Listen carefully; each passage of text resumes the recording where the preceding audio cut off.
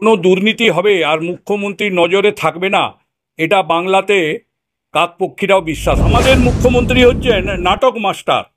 তাই উনি সেদিন যেভাবে সাংবাদিক সম্মেলন করে বললেন, মোটেই বলিনি, যেটা আমাদের গ্রামীণ ভাষাতে আমরা প্রয়োগ বাংলার মানুষ জানতে পারবে এই সরকারটা সম্পূর্ণরূপে দুর্নীতির সরকার, এই সরকারটা সম্পূর্ণরূপে কাটমানি। এই মুহূর্তে আমাদের সাথে উপস্থিত আছেন বিজেপির রাজ্য কমিটির সদস্য প্রদীপ লোধা মহাশয়। আমরা আরজি কর নিয়ে কিছু কথা বলবো ওনার সাথে।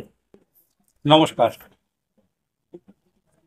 বলছি, স্বাস্থ্য দপ্তরে এত দুর্নীতি, স্বাস্থ্যমন্ত্রী তথা মুখ্যমন্ত্রী কি এসব জানতেন না? আপনি কি মনে করেন?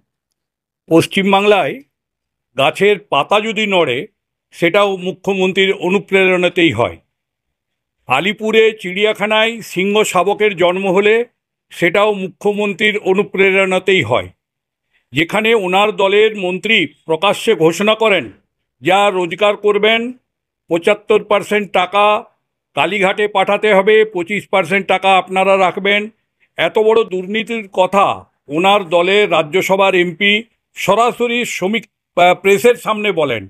সেই দলে কোনো দুর্নীতি হবে আর মুখ্যমন্ত্রীর নজরে থাকবে না, এটা বাংলাতে কাকপক্ষীরাও বিশ্বাস করবে না।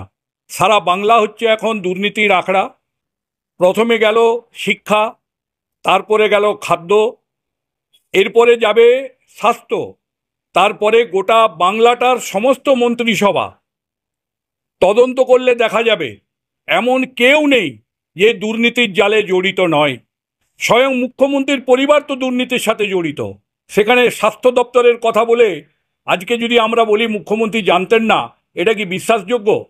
যেখানে কালীঘাটে 35টা প্লট আজকে মুখ্যমন্ত্রীর পরিবারের নামে, আজকে সেই এলাকার থেকে মুখ্যমন্ত্রী যদি বলে যে আমার নজরে ছিল না, এটা সম্পূর্ণ মিথ্যা কথা এবং এটা বাংলার জনগণকে ভুল বার্তা দেওয়া। দেখলাম দুদিন আগে সন্দীপ সংহিতা ভিলা, মানে সন্দীপ ঘোষের বাংলো, মানে এত দুর্নীতির টাকা কি ওই মানে আমাদের ওই আরজি কর হসপিটাল থেকে এই দুর্নীতির টাকা? জনগণের সামনে বলতেও লজ্জা লাগে। এই সরকারের বড় বড় মন্ত্রীরা যদি বান্ধবীদের নামে ফ্ল্যাট করেন, শান্তিনিকেতনে আমাদের শিক্ষামন্ত্রীর বিশাল অট্টালিকা, এবং সেই অট্টালিকার নাম কি? অপা। এই অপা শব্দটা কোথার থেকে এলো? আজকে মেদিনীপুর জেলায় আজকে যে বিশাল স্কুল আমাদের প্রাক্তন শিক্ষামন্ত্রীর জামাইয়ের নামে তৈরি হলো, এ কোথার থেকে এলো? পশ্চিমবাংলায় যদি আমলাদের বিভিন্ন ক্ষেত্রে যদি তদন্ত করা যায়, দেখা যাবে শতকরা 90% আমলা আজকে ব্যাপক দুর্নীতির সাথে জড়িত।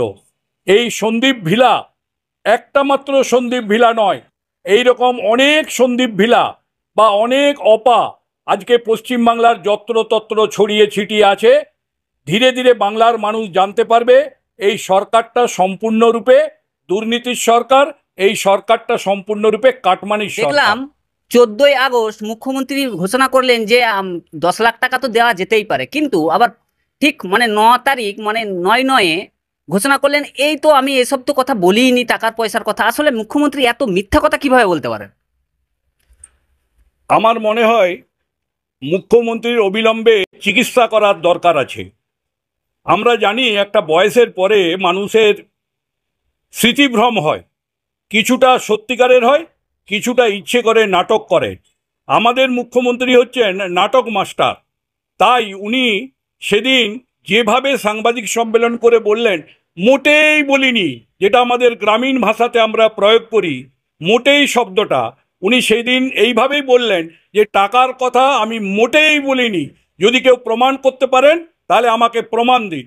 অথচ আমরা সবাই জানি ওই দুর্ভাগ্যজনক ঘটনা ঘটার পর 9ই আগস্ট ওই দুর্ভাগ্যজনক ঘটনা ঘটেছিল। 14ই আগস্ট মুখ্যমন্ত্রী প্রকাশ্যে সাংবাদিকদের সামনে বলেছিলেন যে আমি ওনার পরিবারকে বলতে চাই, যদি ওনার পরিবার যদি মনে করে ওনার নামে কিছু করতে পারা চাই, আমি তাহলে অনেকটা টাকা ওনাদেরকে দিতে পারি, সেটা 10 লক্ষ টাকা পর্যন্ত আমি দিতে পারি। তাহলে যে ভদ্রমহিলা 1 মাসের মধ্যে 14ই আগস্ট প্রকাশ্যে ঘোষণা করেছিলেন যে আমি টাকা দিতে পারি, সেই ভদ্রমহিলাই 9 তারিখে অর্থাৎ 9ই সেপ্টেম্বর বলছেন এই কথা আমি মোটেই বলিনি। তাহলে আমাদের মনে হয় হয় দিদিভাইয়ের চিকিৎসা করার প্রয়োজন হয়েছে, না হলে দিদিভাইয়ের স্বভাব ছিল যেটা ভঙ্গি যে উনি সবসময় মিথ্যা কথার আশ্রয় নেয়, এক্ষেত্রে উনি আবার একটা মিথ্যা কথার আশ্রয় নিয়েছিলেন। কিন্তু বাংলার জনগণ জানেন যে উনি মিথ্যা, ধাপ্পা এবং বিভিন্ন রকম কুৎসা এই বিষয়ে উনি পারদর্শী। উনি সিপিএমের স্কুলের প্রধান ছাত্রী হিসাবে নিজেকে প্রতিষ্ঠিত করেছেন।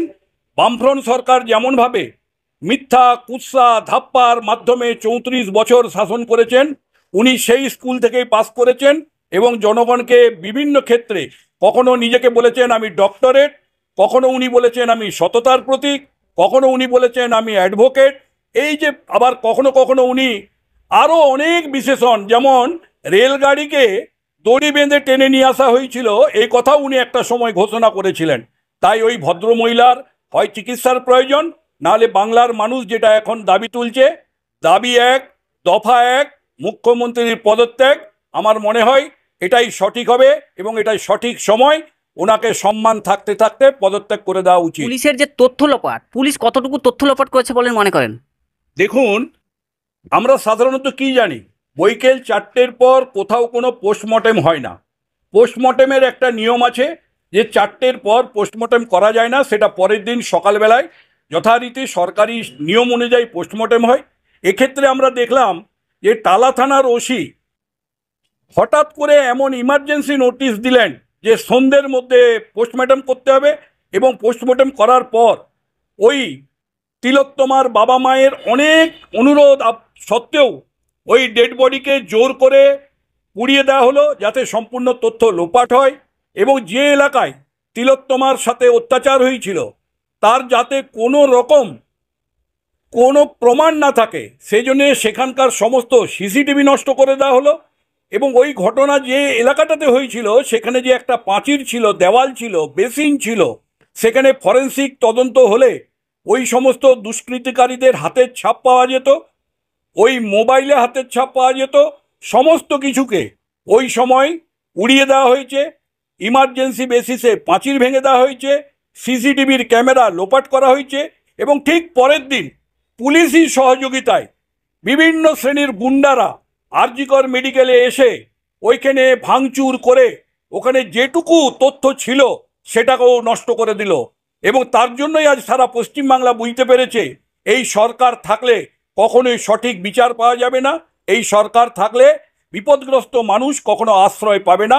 এটাই এখন বর্তমানের তিলোত্তমার মৃত্যুর পর বাংলার মানুষ বুঝতে শিখেছে।